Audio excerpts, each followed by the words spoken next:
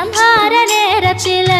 சமுத்திரம் பின்வாங்கும் சந்தோஷ திருநாளில் நல்லருளை தாரும் ஐயா முருகன் என்று முழங்குது என் மனசு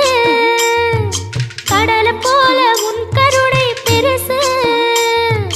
உப்பு காத்து ஊத காத்து சுத்தும் கடலுக்கரைய பார்த்து சத்தியமா கோயில் கொண்ட சுப்பையா எங்க குப்பத்துக்கு குலவிளக்கு நீ ஐயா திருச்செந்தூர் ஆண்டவனே வேல் முருகா தினம் உனக்கு நன்றி சொல்வோம் மால் மருகா